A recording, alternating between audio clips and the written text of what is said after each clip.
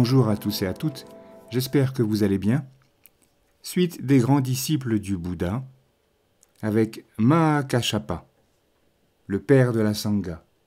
Je vous souhaite une bonne écoute.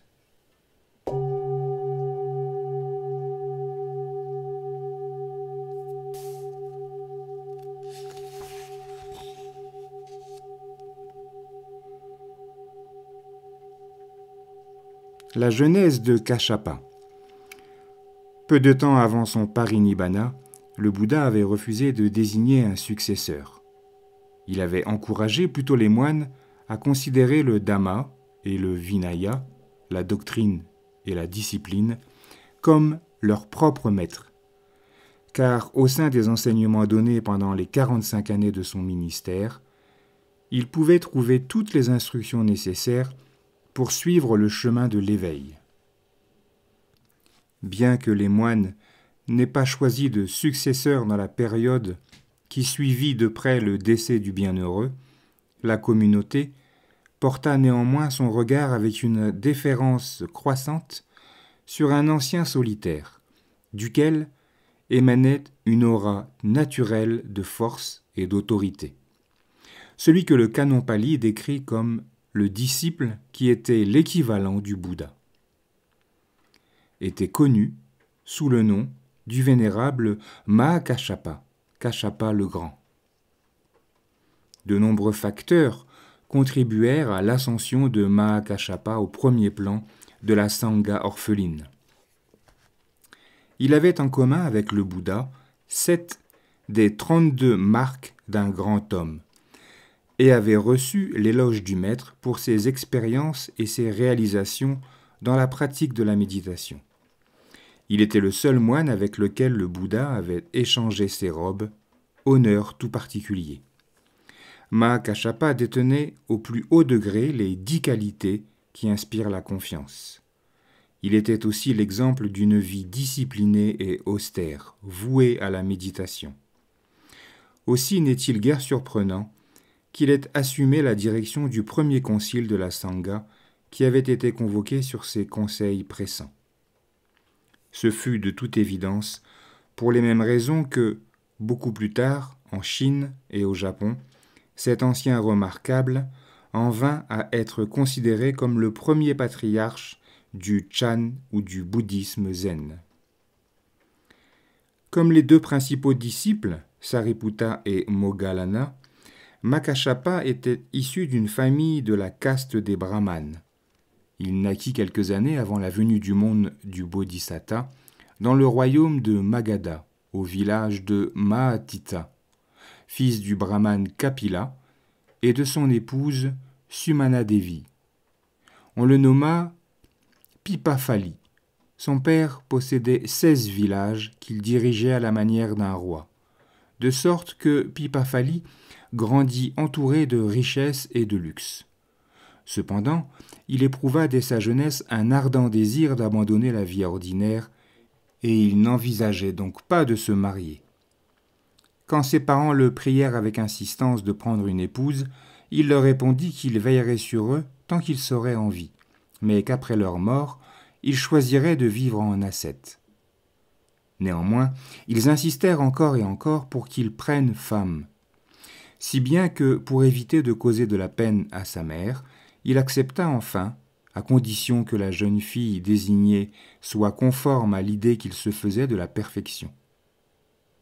Dans ce but, il demanda à des orfèvres de réaliser une statue en or à l'image d'une belle jeune femme. L'ayant revêtue de bijoux et de vêtements ravissants, il la montra à ses parents, disant « Si vous réussissez à me trouver une jeune fille identique, je resterai vivre au foyer. » Sa mère était une personne avisée et elle pensa « Mon fils a certainement accumulé des mérites dans le passé et cela a dû se faire en rapport avec une femme qui était l'équivalente de cette représentation en or. » Aussi, consulta-t-elle 8 brahmanes. Elle les combla de présents, leur demandant de prendre la statue et de partir à la recherche de la personne humaine qui lui serait semblable. Les brahmanes pensèrent « Rendons-nous en premier lieu dans le royaume de Mada, qui est une mine d'or de jolies jeunes femmes. Ils trouvèrent à Sagala une jeune fille dont la beauté égalait celle de la statue. Il s'agissait de Bada Kapilani, fille d'un brahmane aisé, âgée de 16 ans, de 4 ans plus jeune que Pifali, Kassapa. Ses parents acceptèrent la demande en mariage et les brahmanes s'en retournèrent pour faire part de leur succès. Cependant, Bada Kapilani ne souhaitait pas non plus se marier. Comme Pifali, elle aspirait à la vie religieuse et envisageait de quitter la maison pour vivre en ascète.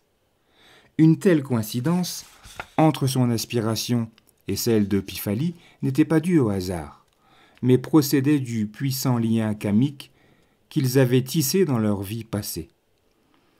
Parvenus à maturité en cette vie présente, ce lien les conduisait à s'unir par le mariage dans leur jeunesse pour les amener à se séparer d'un commun accord. Séparation qui aboutirait à une union à un degré plus élevé encore, quand tous deux, au terme de leurs efforts spirituels, obtiendraient le fruit suprême de la sainteté sous la direction de l'éveillé. Pifali fut au désespoir d'apprendre que son plan avait échoué et que ses parents avaient trouvé une jeune fille qui égalait en beauté la statue.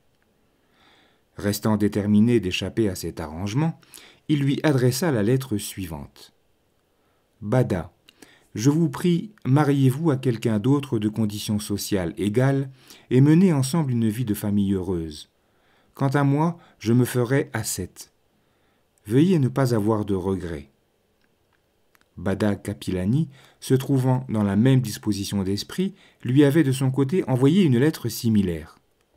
Leurs parents respectifs, soupçonnant qu'un tel échange puisse avoir lieu, interceptèrent toutefois les deux courriers et les remplacèrent par des lettres de bienvenue.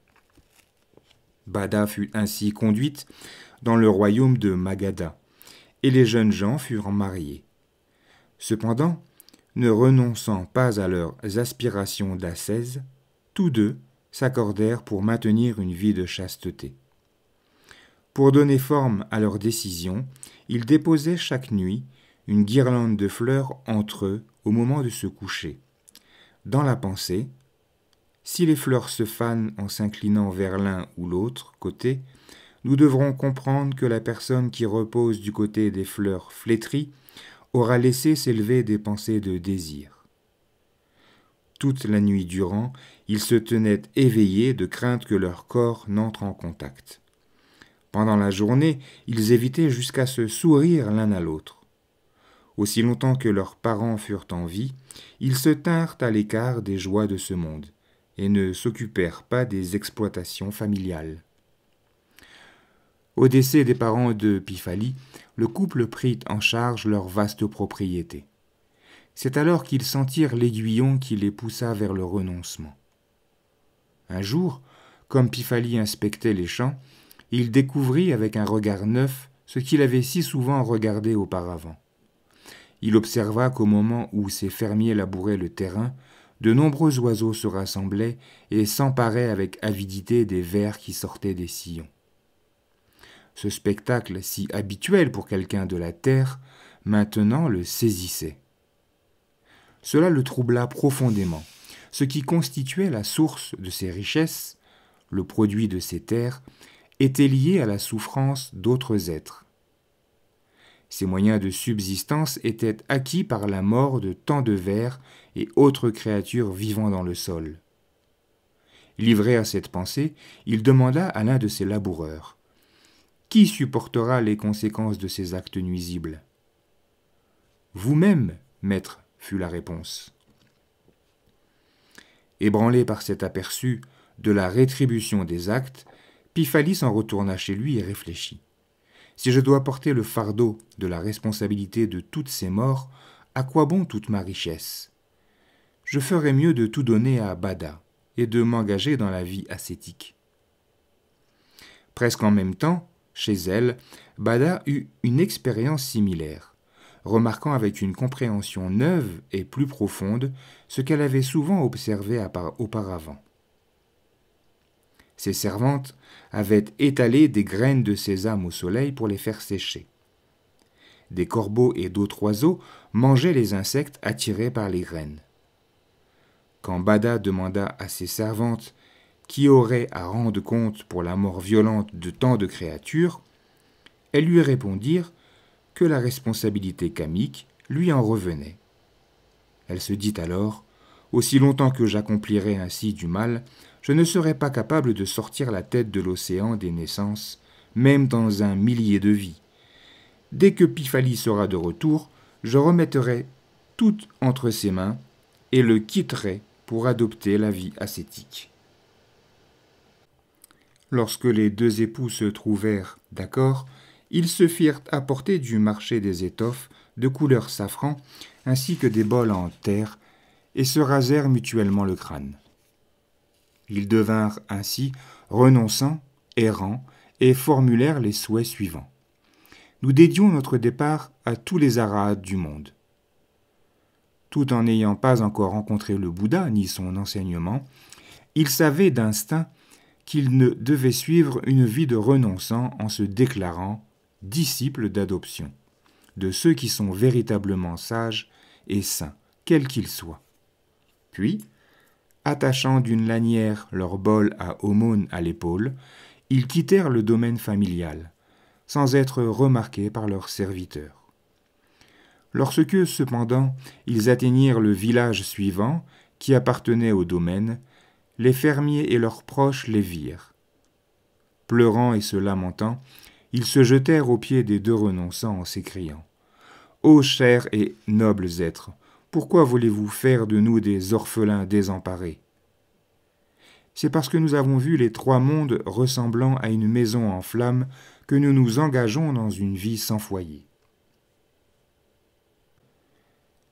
Ceux d'entre eux qui étaient serfs, Pifali les affranchit et, avec Bada, il continua son chemin, laissant en arrière les villageois en pleurs. Comme il marchait, Kashapa allait devant tandis que Bada le suivait. Une pensée surgit alors dans l'esprit de Kashapa. Maintenant, Bada Kapilani me suit de près, et c'est une femme d'une grande beauté. Certains pourraient facilement penser. Bien qu'il ait adopté la condition de renonçant, ils ne sont pas encore capables de vivre l'un sans l'autre, ce n'est pas convenable. S'ils souillent leur esprit de telles pensées erronées, ou bien encore répandent des rumeurs malsaines, ils se causeront un grand tort. Il est préférable que nous nous séparions.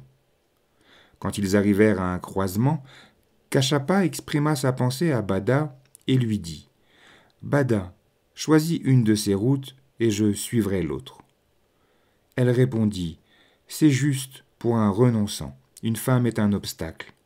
On pourrait nous suspecter de conduite incorrecte et nous calomnier. Aussi, séparons-nous. Va ton chemin et je suivrai le mien. » Elle tourna respectueusement 3 fois autour de lui, se prosterna à ses pieds et, mains jointes, dit « Notre intimité et notre amitié qui s'étaient maintenues depuis un passé insondable en viennent à leur fin aujourd'hui. Je t'en prie, prends ce chemin à droite et je prendrai l'autre route. » Ils se séparèrent ainsi et suivirent chacun leur chemin en quête du but élevé de l'état d'Arahat, la délivrance finale de la souffrance. On raconte que la terre, ébranlée par la force de leur vertu, frissonna et trembla. Des grondements de tonnerre éclatèrent dans le ciel et les montagnes qui bordent le monde résonnèrent. Bada Kapilani. Suivons d'abord Bada Kapilani. Sa route la conduisit à Savatthi, où elle écouta les enseignements du Bouddha au monastère de Jetavana. Comme la Sangha des Bhikkhunis, l'ordre des nonnes n'existait pas encore à cette époque, elle résida dans un monastère de renonçantes, non bouddhistes, à proximité de Jetavana. Elle y vécut 5 années, jusqu'à l'obtention de l'ordination de Bhikkhuni. Ce fut peu de temps après qu'elle atteignit le but de la vie sainte, l'état d'Arahat. Le Bouddha lui reconnut le mérite d'être la première des nonnes à avoir la capacité de se remémorer ses vies passées. Les commentaires palis et les Jataka nous ont laissé le récit de quelques-unes de ses existences précédentes, au cours desquelles elle avait été l'épouse de Kashapa. Elle composa un jour les vers suivants dans lesquels elle rend hommage à Mahakashapa et chante sa propre réalisation. Fils du Bouddha et son héritier légitime, Kashapa, qui est bien établi dans la concentration, connaît les demeures de ses vies passées. Il voit les cieux et aplanit les peines. Lui aussi a atteint la cessation des naissances. Sage accompli en la connaissance directe, doté de ces 3 modes de connaissance, le Brahman est un détenteur de la triple connaissance. Tel est aussi Bada Kapilani, nonne à la triple connaissance qui a laissé la mort en arrière. Ayant vaincu Mara et sa monture, elle vit dans son dernier corps. Après avoir vu le grand péril du monde, nous sommes entrés tous les deux dans la vie errante. Nous sommes maintenant les destructeurs des souillures. Dociles et calmes, nous avons gagné le Nibbana. En tant qu'arahat et nonne, Bada se consacra principalement à l'éducation des jeunes nonnes et les introduisit dans la discipline monastique. Le Bhikkhuni Vibhanga, analyse des règles de discipline des nonnes, relate des cas où certaines de ses élèves sont impliquées dans des événements conduisant à édicter de nouvelles règles communautaires. On trouve aussi 2 occasions où Bada Kapilani dut supporter la jalousie d'une autre nonne, également hostile à Mahakashapa.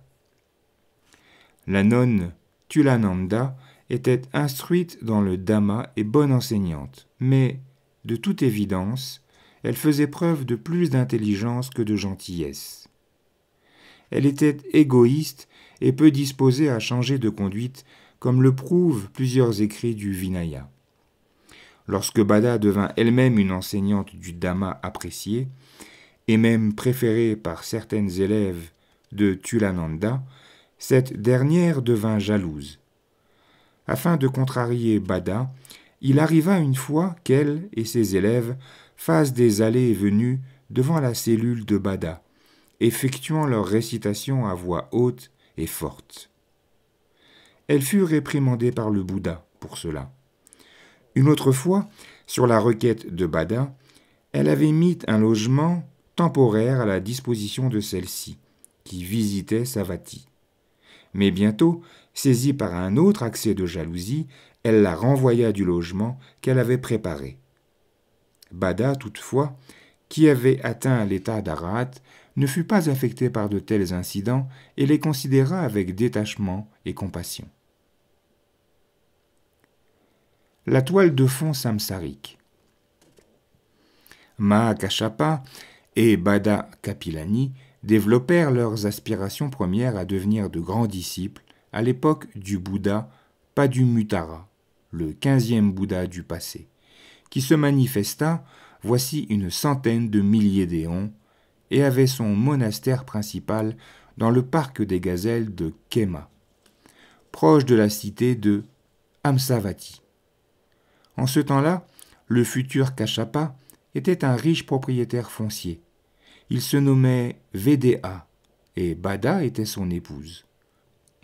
Un jour que Vedéa vint au monastère, il se trouvait assis dans l'assemblée au moment où le maître désigna un des anciens nommés, Mahanisaba, comme étant son 3e disciple principal, le plus avancé de ceux qui étaient engagés dans les pratiques ascétiques. Le laïc, Vedéa, fut ravi et invita le maître et toute la sangha à venir chez lui le lendemain pour le repas. Tandis que le Bouddha et les moines déjeunaient chez lui, Vedéa aperçut l'ancien Mahanisaba, qui descendait la rue demandant l'aumône. Il sortit et le pressa de se joindre à l'assemblée, mais celui-ci refusa. Vedéa prit alors son bol, le remplit de nourriture et ressortit pour le lui porter. De retour chez lui, il questionna le Bouddha sur la raison de l'étrange refus de cet ancien. Le maître répondit : Laïcs dévoués, nous acceptons les invitations chez les particuliers pour les repas. Mais ce moine vit en solitaire et obtient sa nourriture en mendiant. Nous demeurons dans un monastère en ville, mais il demeure seul dans la forêt. Nous vivons avec un toit au-dessus de notre tête, mais lui vit à l'extérieur dans la nature.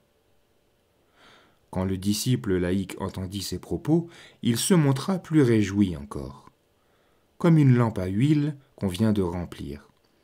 Et il réfléchit. Pourquoi devrais-je me contenter de souhaiter atteindre l'état d'Arahat ?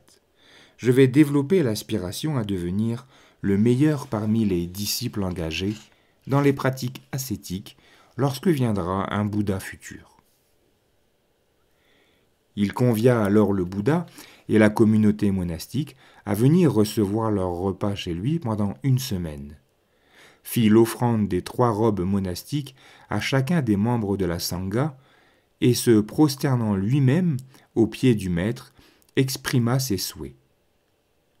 Le Bouddha, Patu Muttara, tourna son regard en direction du futur et vit que ses souhaits se réaliseraient.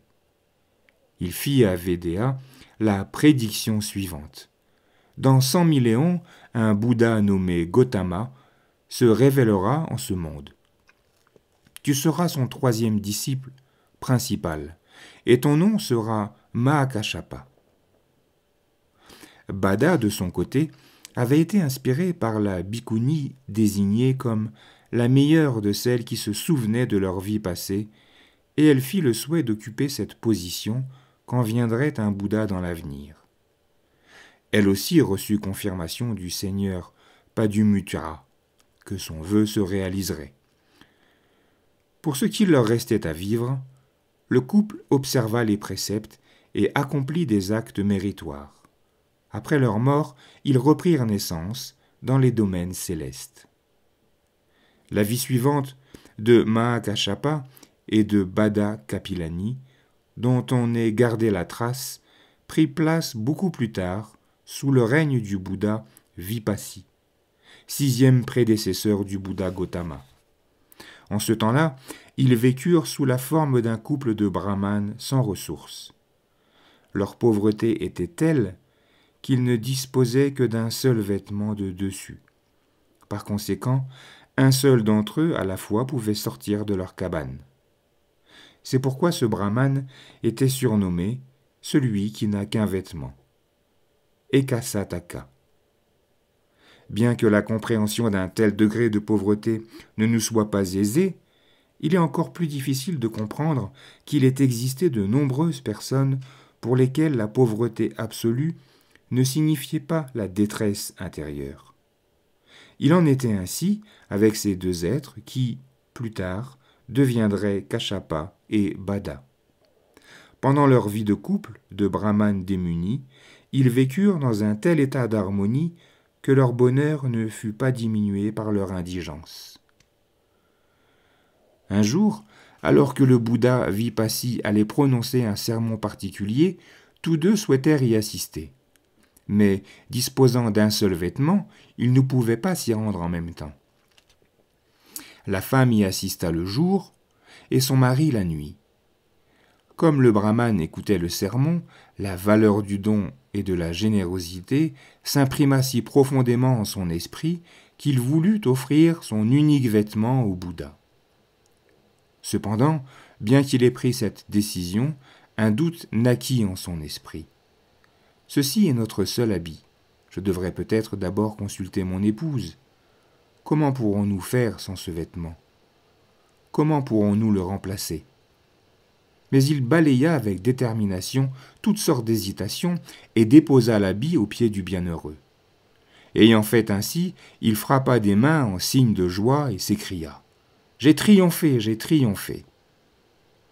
Quand le roi, qui avait écouté le sermon en se tenant derrière un rideau, entendit ce cri de victoire et vint à en connaître la raison, il fit parvenir une garde-robe complète au brahmane, et plus tard le nomma aumônier à sa cour.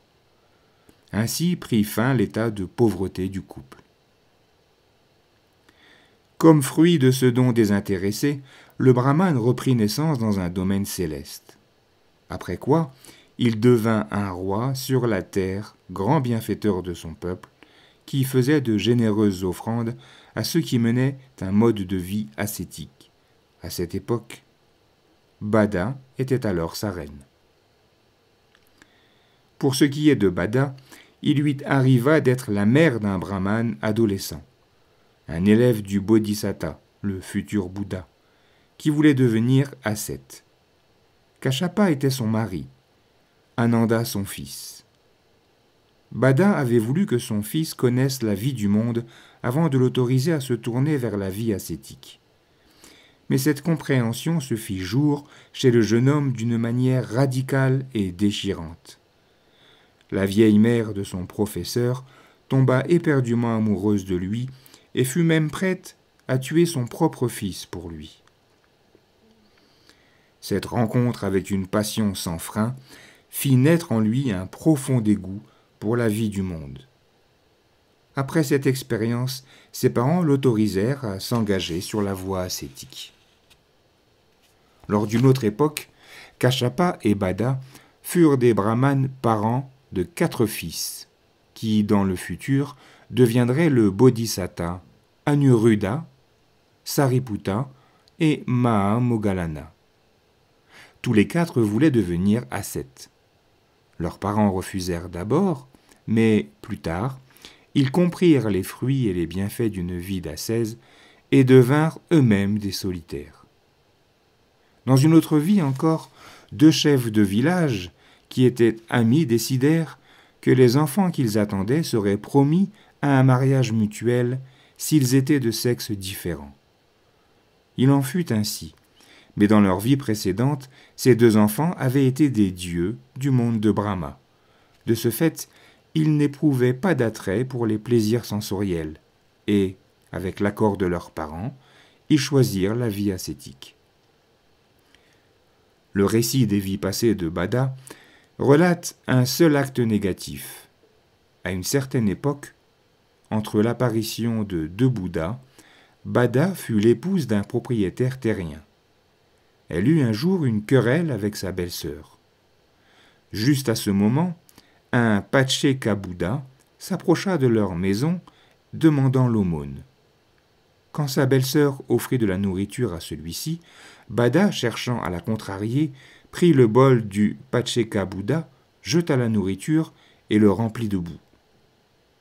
Ceci fait, elle fut prise de remords. Elle reprit le bol, le nettoya avec de l'eau parfumée, et elle disposa des mets appétissants et délicieux. Puis elle le rendit au Pacheka Bouddha, s'excusant de s'être laissé emporter. En conséquence de cette action, mélange de vilainie et de beauté, Bada, dans sa vie suivante, fut riche et d'une grande beauté, mais son corps répandait une senteur nauséabonde. Son mari, le futur Kashapa, ne put supporter cette odeur repoussante et la quitta. Comme elle était belle, d'autres prétendants demandèrent sa main, mais tous ces mariages successifs connurent la même fin. Emplie de désespoir, elle pensa qu'elle n'avait plus de raison de rester en vie. Déterminée à disposer de ses biens, elle fit fondre ses bijoux en un lingot d'or qu'elle porta au monastère pour contribuer à la construction d'un stupa en l'honneur du Bouddha Kashapa qui venait de mourir. Elle offrit cet or avec une grande dévotion, ce qui eut pour effet que son corps retrouve une odeur agréable, et son premier époux, Kashapa, la reprit pour femme. 2 vies avant la présente existence, Bada fut reine de Bénarès et apporta son aide à plusieurs Pacheka Bouddha.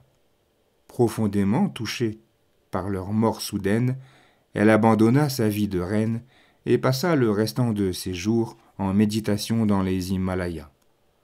Par la force de son renoncement et de ses accomplissements méditatifs, elle reprit vie dans le royaume de Brahma, où Kashapa se trouvait aussi. Ce fut à la suite de cette vie dans le royaume de Brahma qu'ils reprirent naissance dans le monde des humains en tant que Pifali Kashapa, et Bada Kapilani. Par ces récits, nous voyons que dans leurs existences antérieures, tous deux avaient vécu une vie très pure dans le royaume de Brahma, et que tous deux avaient été des renonçants à différentes reprises. Voilà pourquoi dans cette vie, il leur fut facile de vivre dans la chasteté, d'abandonner tous leurs biens et de suivre les enseignements du Bouddha jusqu'à l'obtention finale de l'état d'Arhat. Voici la fin du chapitre 1 de Kashapa. La suite, mercredi prochain. Il me reste à vous souhaiter une belle journée, de belles méditations et je vous dis à bientôt.